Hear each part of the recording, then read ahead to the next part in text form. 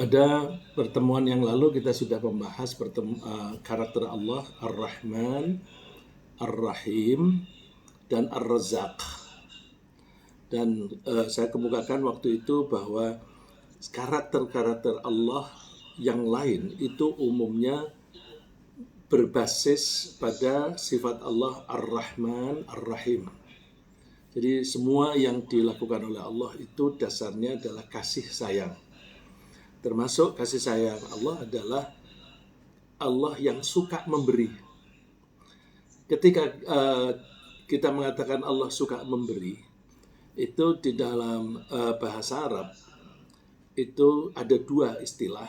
Yang satu Ar-Razzaq dari kata rizki, pemberian. Yang satu Al-Wahhab dari kata hibah. Hibah dalam bahasa Indonesia kita adopsi sebagai sesuatu yang diberikan atau dialih namakan pemilikannya dari seseorang ke orang yang lain, itu hibah. Tentu kita memakai hibah yang dalam bahasa Arab, terutama yang dipakai oleh Allah di dalam Al-Quran. Kemarin yang sudah kita bahas adalah Ar-Razzaq dari kata rizki. Rizki itu juga kita adopsi dalam bahasa Indonesia. Rizqun itu artinya pemberian, sama dengan hibah. Cuma dalam bahasa Arab pemberian sebagai rizqun dan hibatun itu beda. Kalau rizqun itu pemberian yang sifatnya untuk kepentingan konsumsi. Jadi kalau Allah menjamin rizki kita adalah menjamin bahwa kita akan selalu bisa mengkonsumsi kebutuhan kita, makanan dan minuman, sepanjang kita mengikuti bimbingan Allah. Kalau ada orang sampai kelaparan, perlu dicek, barangkali ada ketentuan-ketentuan yang dia tidak laksanakan. Jadi kalau ketentuan-ketentuan Allah itu dilaksanakan dengan baik, insya Allah rezeki itu dijamin. Pagi ini kita membahas pemberian Allah yang lain yang disebut hibah, hibatun, atau jarang sekali disebut wahbun. Ya. Yang memberi itu disebut wahib. Kalau memberinya hanya sekali dua kali itu disebut wahib. Tapi kalau memberi lagi terus menerus, bahkan secara gratis, maka yang memberi itu disebut al-wahhab. Jadi kata al-wahhab itu adalah dari kata, dari kata hibah, ya, yang ya, dari kata kerjanya di Al-Quran itu umum berupa wahaba yahibu, artinya pemberian oleh Allah kepada manusia dalam bentuk apapun, ya, benda, nasib, atau kenikmatan lainnya yang di luar jangkauan kemanusiaan. Di luar jangkauan kemampuan mereka untuk meraihnya. Misalnya pemberian berupa hidayah. Hidayah itu bimbingan dari Allah langsung di pikiran kita, langsung di perasaan kita. Itu di luar jangkauan kita. Lalu kenabian, bahwa seseorang diangkat menjadi nabi, itu adalah pemberian dari Allah yang kita tidak bisa minta. Dan kebijaksanaan itu bahasa Arabnya hikmah, bahwa seseorang itu bijaksana, yang lain tidak bijaksana. Ketika seseorang itu bijaksana, itu diberi oleh Allah yang maha wahhab. Kasih sayang, ibu bisa menyayangi anaknya dengan tanpa pamrih, itu karena diberi oleh Allah rasa kasih sayang. Lapang dada itu artinya orang yang mudah memahami orang lain, mudah memaafkan orang lain, itu juga pemberian dari Allah. Terus pemberian berupa anak, itu juga hibah, anak laki-laki maupun anak perempuan. Ini di luar jangkauan manusia. Bandingkan dengan rizki, kita diberi makan oleh Allah. Kalau kita makan, nanti insya Allah kita tidak lapar atau kenyang. Jadi kalau kita kepingin kenyang, makan saja. Tapi pemberian anak, itu tidak lalu terus orang yang nikah kemudian pasti punya anak. Enggak. Dan ketika punya anak, seseorang tidak bisa menentukan aku kepingin anakku laki atau perempuan. Enggak bisa. Itu betul-betul pemberian di luar jangkauan kemampuan manusia. Ya. Jadi Wahab, pemberian Allah yang sifatnya Wahab itu lebih ke hal-hal yang ruhani, yang berupa kejiwaan, dan ada juga yang berupa materi, tapi yang di luar jangkauan manusia. Lalu kita ambil contoh yang pertama adalah hidayah. Hidayah itu pemberian oleh Allah yang Nabi Muhammad sendiri tidak bisa memberi hidayah. Ya, Allah menyatakan, innaka la tahdi man ahbabta. Engkau Muhammad tidak akan bisa memberi hidayah kepada orang yang engkau cintai. Dalam hal ini, Rasulullah itu sangat mencintai pamannya Abu Thalib.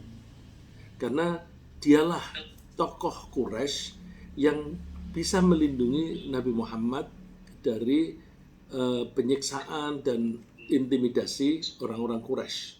Itu pelindungnya adalah Abu Thalib. Tapi ketika Abu Thalib menjelang wafat, Nabi Muhammad ingin beliau itu membaca syahadat, tapi tidak bisa. Jadi hidayah itu memang hak prerogatif oleh Allah, diberikan atau tidak. Ketika Allah memberikan, itu namanya hibah. Ya, jadi hidayah yang diberikan oleh Allah kepada hambanya itu adalah pemberian yang tak ternilai harganya. Kenapa tak ternilai? Karena dengan hidayah dari Allah, seseorang tidak akan masuk neraka. Dijamin. Ya. Dijamin kalau seseorang mendapatkan hidayah dari Allah, tidak akan masuk neraka. Dan insya Allah pasti masuk surga. Karena orang yang mendapatkan hidayah dari Allah, itu perilakunya sudah terbimbing sehingga dia tidak melakukan pelanggaran-pelanggaran, dan dia punya semangat untuk melaksanakan perintah Allah. Di dunia pun orang yang mendapatkan hidayah ini akan bahagia, karena dia akan selalu mendapatkan bimbingan untuk mengatasi berbagai masalah, berbagai problem dalam kehidupan, dan bahkan selalu mengetahui kesempatan untuk melakukan perbaikan. Jadi kalau seseorang itu mendapatkan hidayah, begitu dia melakukan suatu kesalahan yang tidak sengaja, dia langsung nangkep, oh, Masya Allah, astagfirullahaladzim, aku telah melakukan kesalahan. Terus dia tahu bagaimana cara mengoreksinya. Nah, ini ayat yang saya kutip ini, beberapa nabi yang disebut oleh Allah di sini ada beberapa, dan itu semuanya diberi hidayah oleh Allah. Dan di situ menggunakan kata hibah dengan kata kerja wahaba. Wahaba itu memberi. Wa wahabna lahu ishaqa Yaqub kullan hadaina. Dan aku beri dia Ibrahim anak namanya Ishak dan cucu namanya Yakub. Nah, ini menggunakan kata wahaba, memberi. Terus kullan hadaina, masing-masing dari mereka, Ibrahim, Ishak dan Yakub, kami beri hidayah. Wa Nuhan hadaina, Nabi Nuh juga kami beri hidayah min qablu, sebelumnya. Jadi sebelum generasi Nabi Ibrahim, di atasnya itu ada Nabi Nuh yang sudah dapat hidayah. Di bawahnya juga Wa min dzurriyyatihi Dawud wa Sulaiman wa Ayyub wa Yusuf wa Musa wa Harun. Demikian pula keturunan Nabi Ibrahim, yaitu Nabi Dawud, Nabi Sulaiman, Nabi Ayyub, Nabi Yusuf, Nabi Musa, dan Nabi Harun. Itu semuanya diberi hidayah oleh Allah. Wa kadzalika najzil muhsinin, dan demikianlah kami membalas kepada orang yang selalu berbuat baik. Jadi kuncinya di mana? Menurut ayat ini, kuncinya kita harus menjadi muhsin, menjadi orang yang selalu berbuat kebaikan dan selalu memperbaiki diri. Itu namanya muhsin, kalau zamannya muhsinin. Jadi antara yang dicapai, yang diperoleh yaitu hidayah, dengan yang dilakukan itu tidak selalu sama. Jadi kalau ingin kenyang, maka makan itu makanan akan memenuhi lambung kita, lalu kita merasa kenyang. Kalau ini berbuat baik, kalau kita berusaha berbuat apa saja, nanti hidayah akan datang. Hidayah itu tidak dinikmati oleh sembarang orang, karena Allah memberikannya kepada orang-orang yang Dia pilih. Nah, ini kata kuncinya di sini, yang Allah pilih. Jadi kita tidak bisa mencari atau memastikan bahwa aku pasti dapat. Ya, misalnya ada orang kepengen jadi nabi, terus dia ngaku jadi nabi, malah jadi nabi palsu, malah jadi nabi palsu. Nggak bisa. Orang yang jadi nabi itu tidak pernah berangan-angan menjadi nabi, tapi yang penting berakhlaknya. Nah, orang yang mendapatkan hidayah, pemberian dari Allah berupa hidayah itu dipilih oleh Allah sebagaimana Allah nyatakan di surat Al-Baqarah, fahadallahu alladhina amanu limakhtalafu fihi minal haqqi bi'idhnih. Maka Allah memberi hidayah kepada orang-orang yang beriman mengenai hal-hal yang mereka berselisih tentang kebenaran. Jadi orang-orang yang beriman itu, kalau mereka itu berselisih silang pendapat antara satu dengan yang lain, orang yang mendapatkan yang beriman itu akan diberi hidayah, inilah yang baik, inilah yang benar. Nah, ini di antara kita suka-suka bantah-bantahan. Nah, nanti kalau yang membantah hanya karena ingin dianggap pinter, tidak akan mendapatkan hidayah. Gitu. Wallahu yahdi man yasha'u ila siratal mustaqim. Sedangkan Allah memberi hidayah kepada orang yang Dia kehendaki hidayah atau bimbingan menuju ke jalan yang lurus. Nah, itu saya sebutkan yang pertama karena hidayah itu kunci dari segala kebaikan dan kunci dari atau perisai dari segala pelanggaran. Contoh yang lain adalah kenabian. Biasanya seorang nabi itu sekaligus juga diberi hikmah. Hikmah itu seringkali diartikan sebagai kebijaksanaan. Orang itu biasanya bisa bijaksana kalau memiliki ilmu yang banyak, ilmu yang luas. Oleh karena itu, hikmah itu juga seringkali diterjemahkan sebagai ilmu yang banyak. Seorang nabi pasti ilmunya banyak. Nggak ada nabi yang bodoh, tuh nggak ada. Karena apa? Begitu Allah memilih seseorang menjadi nabi, Allah pasti mendidik dia, apakah melalui seseorang atau langsung dari Allah tanpa melalui perantara. Contoh nabi yang mendapatkan pendidikan melalui perantara adalah Nabi Musa. Dia dilahirkan di Mesir dari kalangan Bani Israel, tetapi dia diadopsi oleh Fir'aun, raja yang mengaku diri sebagai Tuhan. Dia dibesarkan di situ tetapi bisa menjadi nabi, padahal Allah tidak akan mengangkat seseorang menjadi nabi kalau dia tidak soleh. Nah, lalu dia mendapatkan pendidikan dari Nabi Syuaib. Supaya dia bisa ketemu Nabi Syuaib, caranya dibuat suatu peristiwa yang menyebabkan dia ketakutan berada di Mesir, yaitu dia membela orang yang sedang bertikai, Ternyata dia pakai tangan kosong, itu menyebabkan kematian orang itu. Lalu dia ketakutan, dia lari meninggalkan Mesir. Lari ke arah utara, ketemu Nabi Syuaib. Nah, disitulah dia belajar dari Nabi Syuaib tidak kurang dari 10 tahun. Ya, 10 tahun itu lama, 10 tahun seharinya 24 jam. Bandingkan dengan kalau kita belajar di perguruan tinggi. Di perguruan tinggi, satu hari itu paling 4 atau 6 jam. Satu jamnya pun tidak 60 menit, tapi seringkali hanya 50 menit. Ya, jadi kalau 2 jam kuliah, itu berarti 100 menit. Sisanya itu tidak belajar di perguruan tinggi itu. Tapi kalau Nabi Musa belajar kepada Nabi Syuaib, itu 24 jam.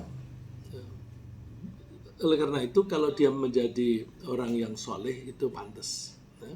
Jadi, supaya Nabi Musa itu bisa belajar dan kemudian diberi oleh Allah berupa ilmu yang banyak, atau disebut hikmah, atau disebut hukmun, dia lari dulu dari Mesir, seperti difirmankan oleh Allah, fafarartu minkum lamma khiftukum fawahabali rabbi hukma wa ja'alani minal mursalin.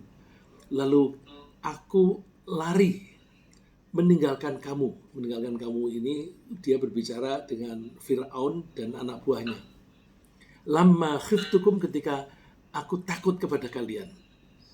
Terus setelah lari ketemu Nabi Syuaib, fawahabali rabbi hukma, kemudian Allah memberi aku hukum. Hukum ini ketentuan-ketentuan bahwa ini baik, ini buruk, ini halal, ini haram, itu hukum. Wa ja'alani minal mursalin, dan Allah menjadikan aku seorang utusan. Di ayat itu digunakan kata fawahabali. Wahaba memberi, kata sifat yang menyangatkan itu wahab. Yang diberikan apa? Hukmun.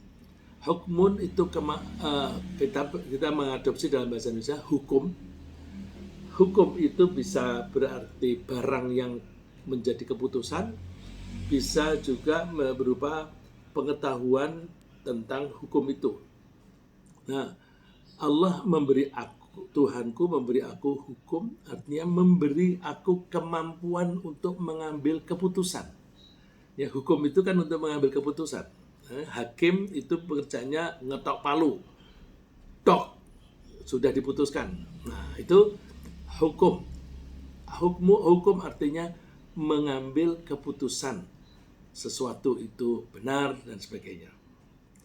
Nah, begitu Allah memutuskan untuk mengangkat seseorang untuk menjadi nabi atau utusannya, tadi contohnya Nabi Musa, cerita lagi Nabi Muhammad, Allah pasti memberi ilmu yang banyak dan luas sehingga dia bisa menghadapi segala hal secara bijaksana.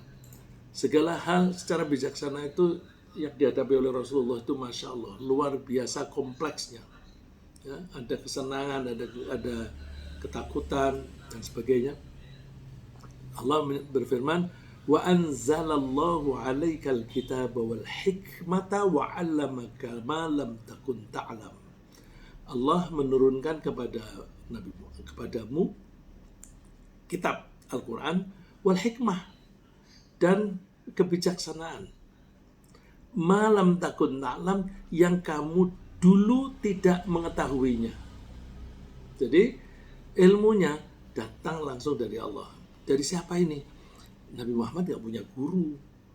Jadi kalau hal-hal keduniaan dia belajar dari pamannya dan sebagainya. Tetapi masalah keimanan dia belajar langsung dari Allah. Wa kana fadlullahi 'alaika 'azima. Karunia Allah itu besar untuk kamu. Lalu contoh lain lagi, apa pemberian Allah yang berupa hibah, yaitu terbebasnya kita dari rasa dengki. Kalau ada di antara kita tidak punya rasa dengki sama sekali, itu adalah pemberian dari Allah. Jadi itu namanya bukan rezeki, tetapi hibah. Ya. Terus kita misalnya bisa dihindarkan oleh Allah dari pola pikir yang menyimpang. Kita berpikir mesti ke arahnya yang lurus-lurus. Ini juga merupakan hibah yang sangat berharga. Karena dengan demikian kita bisa tetap bertahan dalam mengikuti petunjuk Allah. Orang yang di hatinya itu ada dengki, ada kebencian, itu punya kecenderungan pendapatnya melenceng. Saya kasih contoh Abu Jahal. Abu Jahal itu dulu dijuluki oleh orang-orang Abul Hakam, bapaknya kebijaksanaan. Karena dia masih muda, sejak masih muda itu selalu mempunyai ide-ide yang sangat brilian, yang masuk akal dan bisa diterapkan, sehingga dijuluki Abul Hakam. Dan karena dia masih muda, begitu banyak ilmunya dan bijaksana, maka dia umur 20-an itu sudah diizinkan untuk menjadi anggota Darun Nadwah. Darun Nadwah itu kira-kira kalau kita di sini ya parlemen itu, untuk mengambil keputusan-keputusan kebijakan yang nanti diterapkan dalam kehidupan sehari-hari. Dia masih muda, yang lain di atas 50. Karena hikmah yang dia miliki. Tapi begitu Nabi Muhammad SAW diangkat oleh Allah menjadi Rasul, Abu Jahal itu iri. Kenapa bukan aku? Kenapa bukan tokoh-tokoh yang menonjol di antara bangsa Quraisy? Kok Muhammad yang anak yatim, yang sejak lahir tidak punya bapak, kemudian ditinggal ibunya, dan dia dalam keadaan miskin, dia hidupnya menumpang pada kakeknya, lalu menumpang pada pamannya, itu dianggap hina. Karena kedengkian ini, maka dia pendapatnya itu menjadi tidak seperti dulu. Pendapatnya itu menyimpang yang tidak masuk akal. Oleh karena itu kita hati-hati, jangan sampai di hati kita itu ada rasa dengki, jangan sampai ada rasa kebencian dan sebagainya. Nah, itu kita bisa mohon kepada Allah, Rabbana la tuzigh qulubana ba'da idh hadaitana wa hab lana min ladunka rahmah innaka antal wahhab. Di ayat ini ada kata wahab, ada kata hab sebagai kata perintah, hab, wahaba yahabu, perintahnya hab. Terus ada kata sifat yang disangatkan di penutup ayat ini, al-wahhab. Kita dianjurkan mohon kepada Allah supaya dijauhkan dari kedengkian. Rabbana la tuzigh qulubana. Tuhan, jangan izinkan hati kami menyimpang karena ada kedengkian.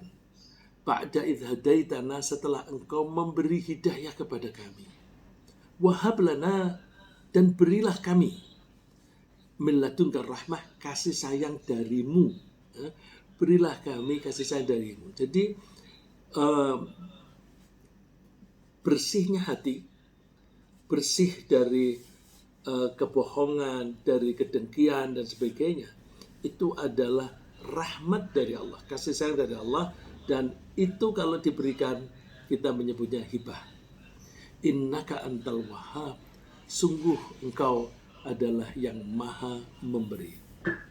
Nah, itu jadi sudah ada dua contoh, hidayah dan hikmah, kenabian, hikmah dan kenabian.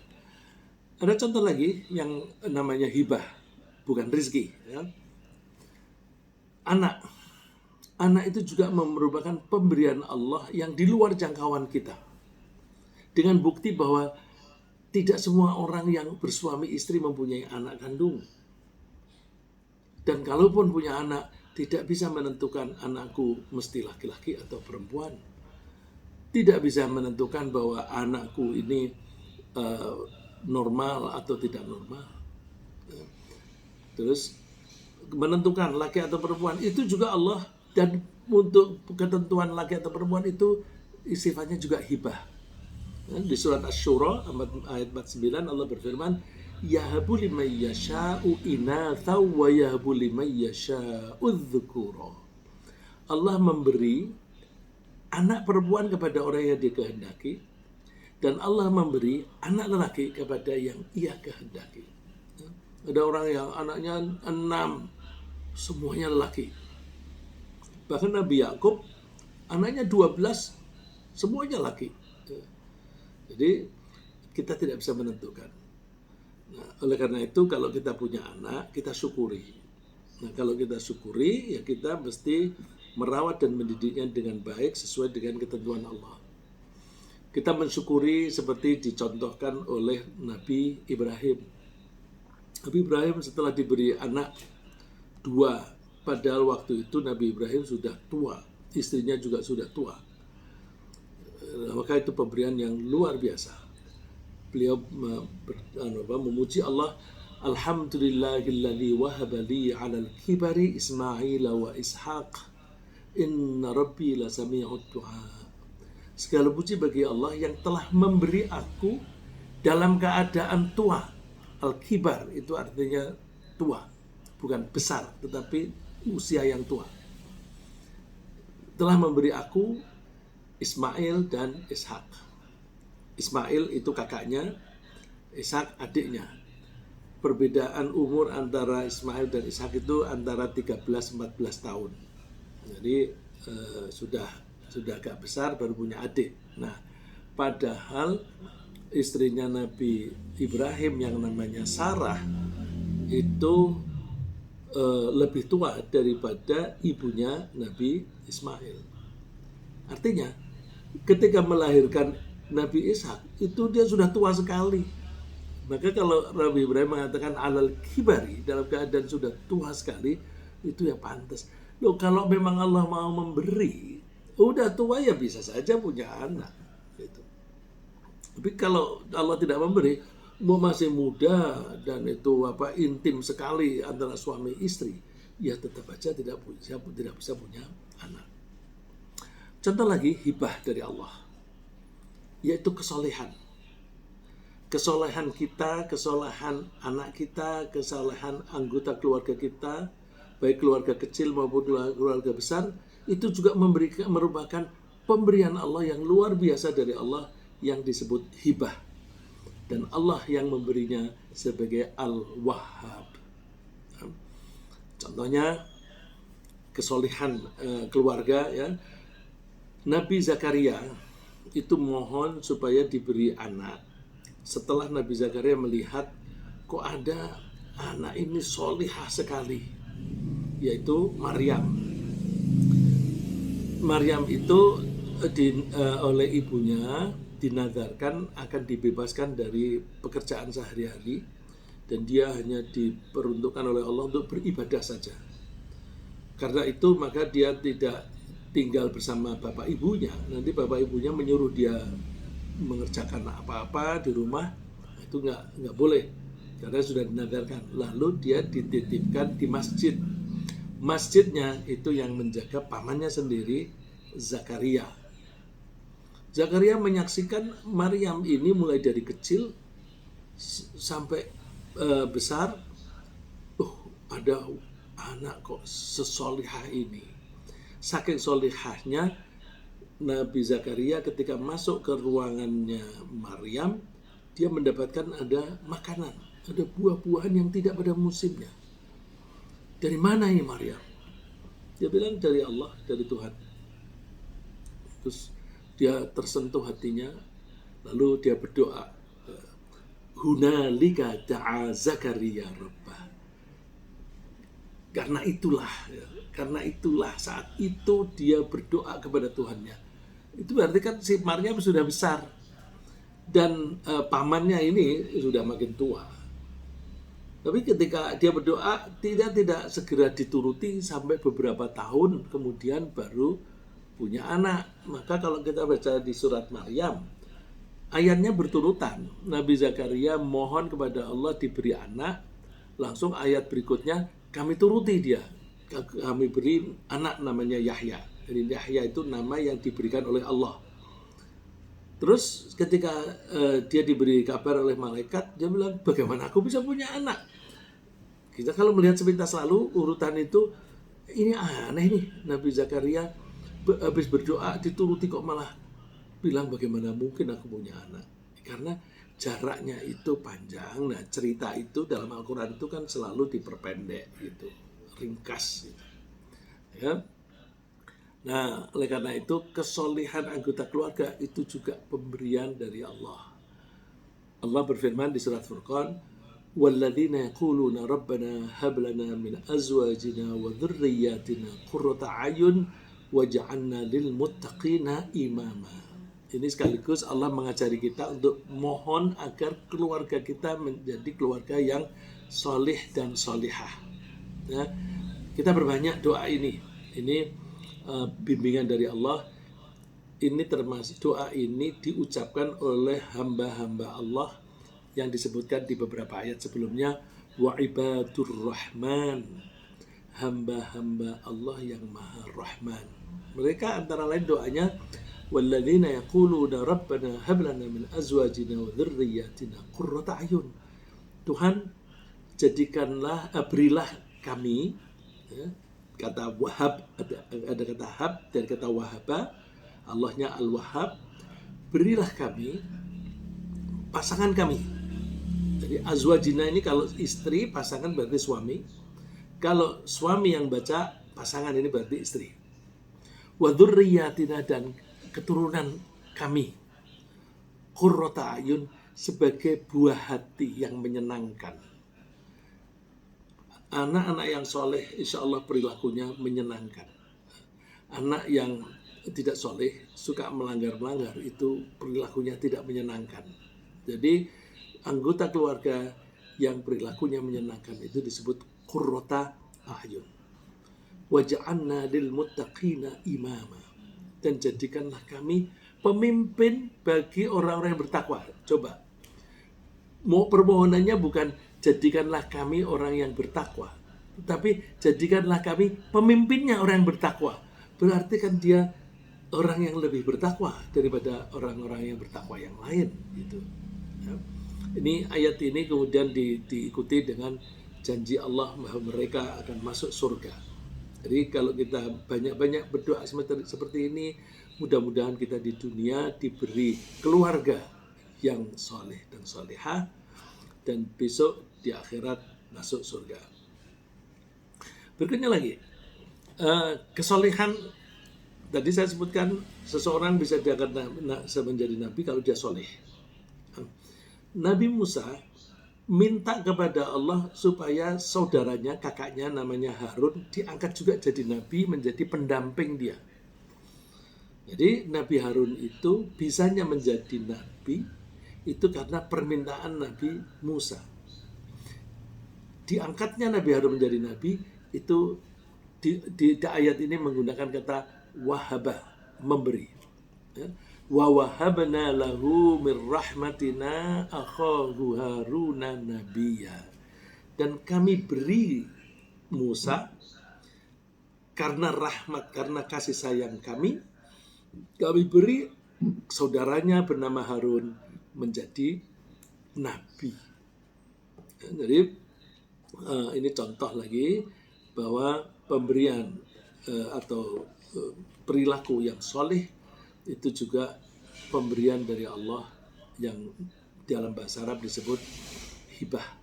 Hibah bukan ghibah ya. Kalau ghibah itu membicarakan buruknya orang lain, itu ghibah pakai ghain. Kalau ini hibah pakai ha. Lagi, kejujuran dan akhlak yang baik itu juga pemberian dari Allah yang sifatnya yang namanya hibah. Allah menyebutnya wa wahabna lahum min rahmatina wa ja'alna lahum lisana sidqin aliyya. Kami berikan kepada mereka rahmat kami, kasih sayang kami, dan kami jadikan mereka mempunyai lisan yang jujur. Jadi buah tuturnya itu jujur, benar, aliyan dan tinggi. Artinya kata-katanya itu mengandung hikmah, mengandung kasih sayang, tidak ada permusuhan dan sebagainya. Ini yang disebut ini adalah keluarga besar Nabi Ibrahim. Lagi ada juga yang sifatnya keduniaan ya. Kekuasaan atau kerajaan itu juga pemberian dari Allah yang disebut hibah. Ya. Kita ambil contoh Nabi Sulaiman itu berdoa minta diberi kerajaan yang luar biasa. Beberapa waktu yang lalu saya sebutkan bahwa Rasulullah SAW menceritakan bahwa semua nabi ditawari oleh Allah untuk dikabulkan doanya. Apapun yang diminta dikabulkan, tapi hanya satu di dalam seumur hidup. Semua nabi memanfaatkan itu kecuali Nabi Muhammad. Waktu itu saya sebutkan seperti itu. Nah, doanya Nabi Sulaiman ini fenomenal karena luar biasa dan dibuktikan secara nyata. Doanya begini. Qala rabbighfirli wa habli mulkan la yanbaghi li ahadin min ba'di innaka antal wahhab. Di ayat ini ada kata wahaba dua, di depan hab kata perintah, yang satunya al-wahhab kata sifat. Nabi Sulaiman mengatakan, Tuhan ampunilah aku dan berilah aku kekuasaan atau kerajaan yang tidak layak bagi seorang pun setelah aku. Jadi tidak ada seseorang setelah Nabi Sulaiman mempunyai kekuasaan yang sebesar dia. Terus dia memuji, innaka antal wahhab. Nah, ini kita tiru. Kalau kita mohon kepada Allah yang di luar jangkauan kita, yang sifatnya rohani dan sebagainya, maka kita bisa memuji Wahhab. Misalnya kita memanggil Ya Wahhab, Ya Wahhab. Kalau kita tidak sempat menyebut permintaan kita, oh udah Ya Wahhab saja nggak apa-apa. Setiap hari kita baca Ya Wahhab, Ya Wahhab, wahai yang maha memberi. Terus pemberiannya apa? Terserah, kan engkau maha pemberi. Jadi nanti biar dipilihkan oleh Allah. Allah memilih, oh orang ini cocoknya diberi anak yang soleh. Oh, orang ini lebih cocok diberi kemampuan untuk memahami agama dengan baik dan sebagainya. Itu kita bisa menyebut pakai Asmaul Husna. Jadi berdoa hanya nyebut Asmaul Husna saja. Ya Rahman, Ya Rahman, Ya Rahman, Ya Rahman. Nanti sambil jalan, Ya Rahman, Ya Rahman. Nanti Allah insya Allah akan menyayangi dia. Jadi Ya Wahhab, Ya Wahhab. Nanti Allah akan memberi. Tapi kalau bilang Ya Wahhab, jangan mengharap pemberiannya itu berupa uang. Karena Wahhab ini lebih tinggi daripada rezeki. Ya. Lebih tinggi daripada rezeki. Kalau rezeki itu lebih untuk konsumsi. Nah ini Nabi Sulaiman dituruti oleh Allah. Ayat berikutnya itu yang saya tidak cantumkan di situ, ayat 36-nya, fasakharna lahu riha tajri bi amrihi ruhan haitsu asab. Ini di pengajian kita Rabu kemarin kita singgung. Lalu Allah mengizinkan Nabi Sulaiman mengendalikan angin. Angin itu tajri bi amrih, bisa berjalan atas perintah dia. Apapun yang kemanapun yang dia inginkan. Jadi dia kepingin angin kamu berjalan mengalirnya kamu ke utara, maka angin itu ke utara. Ayo angin ke barat saja kamu, angin ikut ke barat. Ini luar biasa. Ini ilmu si GMKG itu ilmu apa itu, meteorologi klimatologi, itu bisa nggak berlaku di situ untuk Nabi Sulaiman karena memang kekuasaannya itu luar biasa. Kepentingan Nabi Sulaiman itu kalau dia sedang bepergian ke arah utara, angin itu disuruh mengalir ke utara supaya perjalanan dia lebih ringan, dan juga kalau ada pasirnya tidak akan berterbangan mengenai mata gitu. Jadi lebih nyaman. Tidak hanya itu, wasyayatin kulla banna'i wa ghawwas. Nabi Sulaiman menguasai setan-setan, bukan hanya jin. Jin itu ada yang muslim, ada yang kafir, ada yang baik, ada yang nakal. Semua jin yang nakal pun tunduk kepada Nabi Sulaiman. Jin-jin itu juga ada yang ahli bangunan, ada yang ahli menyelam. Nah, jin-jin itu bisa dikerahkan untuk membangun istananya. Jin yang ahli menyelam suruh mengambil mutiara di laut, sehingga dia memberi ornamen di tembok istananya pakai mutiara, gampang sekali. Satu lagi contoh hibah atau pemberian dari Allah. Berkumpulnya keluarga besar. Nah, ini kalau orang Jawa kan suka mangan rak mangan asal kumpul, makan atau tidak asal kita bersama-sama. Itu orang zaman dulu, sekarang tidak lagi kayaknya. Nah itu Allah memberikan contoh Nabi Ayub. Nabi Ayub ketika sakit, dia sakit kulit, tetapi penyakitnya itu menyebabkan bau yang tidak enak, dan pada saat itu ilmu tentang penyakit belum begitu luas, sehingga orang takut ketularan. Karena takut ketularan, maka Nabi Ayub ditinggalkan oleh semua keluarganya pada menjauh. Kenapa? Takut ketularan. Yang setia menungguin hanya satu orang, istrinya. Yang konon katanya itu adalah keturunan dari Nabi Musa. Nah, ini nyinggung sedikit yang agak menyimpang, bahwa penyakit kulit, misalnya cacar, zaman dulu itu ditakuti oleh orang karena menular. Karena menular, maka orang takutnya itu sama dengan orang takut sama COVID. Sekarang ini kan kita ketakutan. Sampai ke masjid pun takut, tapi ke pasar tidak takut, gitu ya. Ya misalnya begitu. Nah, pada zaman Nabi Muhammad, orang yang sakit cacar sampai semua keluarganya menjauh, bahkan anaknya tidak mau mendekat, itu adalah Abu Lahab. Abu Lahab itu matinya dia sakit cacar. Sakit cacar itu kan bukan wabah. Tapi orang takutnya kepada cacar itu sama dengan orang takut pada wabah. Sehingga ketika Abu Lahab itu meninggal, tidak ada yang ngurusi dia. Dibiarkan di rumah sampai 3 hari.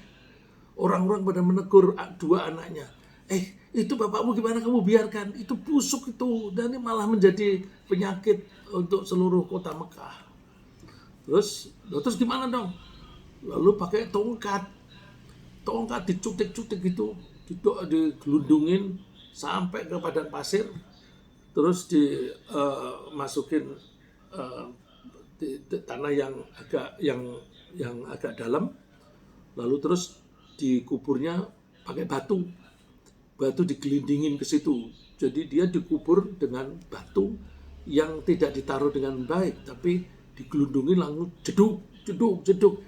Nah, di dunia saja Abu Lahab sudah seperti itu. Nah, Nabi Ayub itu sakit kulit yang menyebabkan bau dan orang pada takut. Maka semuanya pada pergi.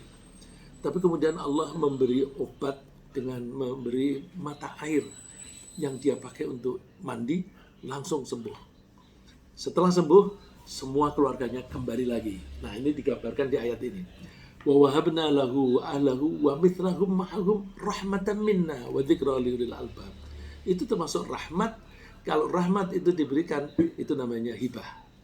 Dan kami anugerahi dia dengan berkumpulnya kembali keluarganya, dan kami tambahkan kepada mereka sebanyak mereka pula. Artinya yang mengerumuni dia bukan hanya keluarga yang dulu meninggalkan, tapi keluarga-keluarga yang jauh pun pada berkumpul dengan dia karena sudah sembuh, dan mereka juga senang kepada Nabi Ayub karena bagaimanapun dia kan seorang nabi, ya. Dan ini adalah rahmat dari Allah, dan itu sekaligus peringatan bagi orang-orang yang mau berpikir. Baik, itu contoh-contoh hibah. dari Allah yang Maha Wahhab. Ringkasnya adalah bahwa Al-Wahhab adalah sifat Allah yang maha memberi kenikmatan yang di luar kemampuan manusia untuk meraihnya. Misalnya Allah memberi hidayah, memberi kebijaksanaan, dan memberi kenabian kepada orang-orang tertentu, itu namanya hibah. Kemudian hibah yang lain, kemampuan membebaskan diri dari kedengkian, itu juga hibah. Anak dan keluarga, anggota keluarga yang lain, terutama yang solih dan solihah, adalah pemberian Allah yang namanya hibah yang di luar jangkauan manusia. Demikian, semoga Allah memberi kita pasangan hidup, anak dan keturunan yang bisa menjadi pelita hati dan mengantarkan kita ke surga. Amin.